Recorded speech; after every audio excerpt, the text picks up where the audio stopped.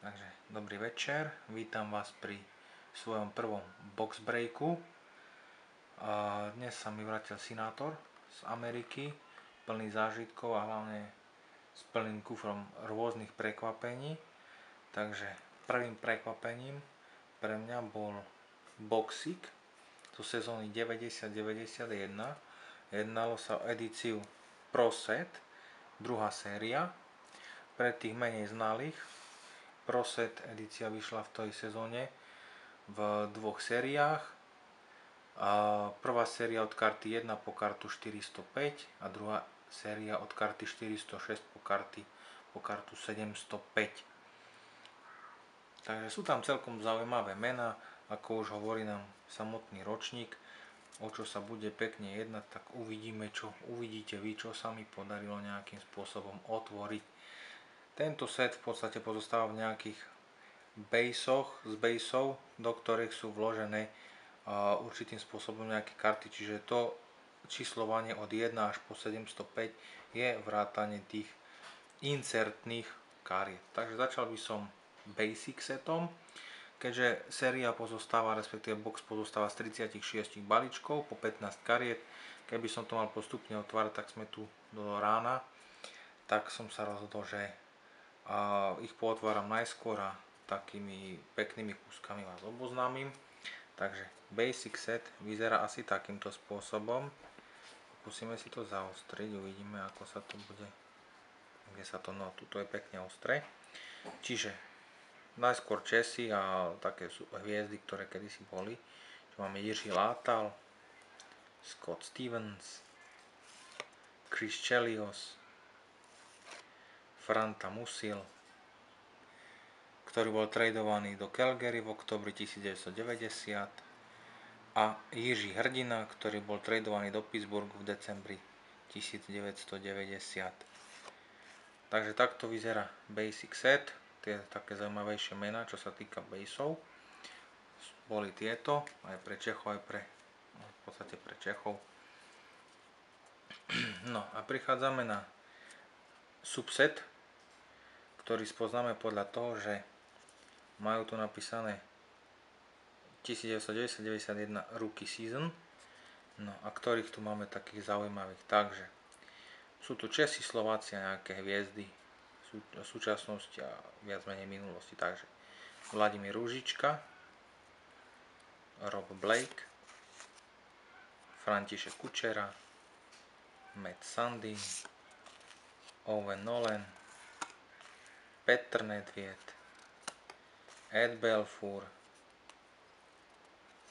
Robert Reichel, Zdenko Ciger, naša hviezda, Robert Kron, tu je hviezda, Peter Bondra, Jeff Hackett, Mike Richter, Viedeň 96, brankár, Martin Hosták, tu ešte napísané Robert Holík, ale všetci ho potom poznáme pod menom Bobby Holík. No a toto je pre mapka možno zaujímavosť Jaromír Jágr, ďalej Curtis Joseph, Kužov, no a posledný Sergej Fjodorov, takisto poznáme ho, tohto hráča. No, chudák Ružička skončil nám pri reprezentácii, ale odišiel tuším do Kladna. Takže toto vyzerali base karty na nerozoznanie od tých rookievských, akurát na zadnej strane je pod titul Rookie. Čím by som pokračoval ďalej, tak takým zaujímavým podsetom, subsetom v tejto edícii sú tímové logá, ktoré vyzerajú takto. Na druhej strane je ich stručná história. Takýchto log mám strašne veľa, keďže zbieram, tak takmer sa mi podarilo vyzbierať celý basic set. Áno, tu mám Hartford Whalers, LA, North Stars, Devils, Islanders, Rangers, všetko možné, čiže viac menej takmer všetky sa mi podarili vyzbierať. Škoda, tam Buffalo chýbalo, ak ste si všimli a tak ďalej. Ďalším subsetom sú tréneri, kravaťáci, opäť takmer celý subset, áno.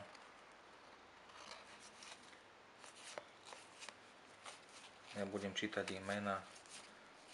No, niektorí ešte sú trénermi, niektorí už trénermi nie sú a niektorí už nie sú. Takže takto si prejdeme. Tí sú, hádam, všetci. Ďalším subsetom menším sú rozhodcovia. No. Takže takisto takmer celý subset až na, tuším, jedného rozhodcu, ten chýba v tomto, čiže z toho jedného boxu viete poskladať kľudne aj celý set. Je to taká zaujímavá, napríklad toto, čo je najpodstatnejšie na hre, čo ovplyvňujú rozhodcovia, tak toto ešte žiadna z súčasných firiem nedala do svojho repertoáru. No, a teraz prichádzame k tým hlavným ťahúňom tohto boxu, a to sú tzv. Career Point Leaders. No a tu nám máme Alex Del Vecchio, Marcel Dion, Gordie Howe, Bobby Clark, Mike Bossy, Stanko Mikita, Denis Potvin, a opäť sme pri Alexovi Del Vecchiovi. Okrem toho sa tam nachádzajú aj osobnosti, ktoré boli prijaté do Siene Slávy. Sú to 4 hráči, bohužiaľ sa mi podarilo nazbierať len 3 mená. Tým prvým je Alex Del Vecchio. Môžeme si všimnúť, že s tou kartou Career Point Leader, v podstate sú to totožné karty, akorát jedna je Point Leader a druhá je Hall of Famer. Čiže Alex Del Vecchio, Tony Esposito, no a kto iný ako Gordie Howe, Matuzalem. Takže tieto 3, tam mi chýba už len Mike Bossy, ktorý je na Career Point Leader. No a posledné 3 čísla sa nachádzajú na taký subset. Jeden je oficiálny, že PUK, sa to volá La Rondelle. To je dokonca, tuším, aj posledná karta setu, áno, 705. Tou predposlednou je NHL Championship Winners. No a hitom 2000 bod Wayna Gretzkyho. Takže toto je v podstate, tento box stal $13 a myslím si, že plne splnil moje očakávania. A tento Gretzky plus Stan Mikita, Gordie Howe a všetci tí Hall of Famerovci, tak to je paráda. Keď si zoberieme Jágra ešte na rookie karte, tak to je paráda. Pre zaujímavosť mám toto tu, je kopka rookieov, čiže nováčikov. Toto a toto sú kôpky Basic kariet.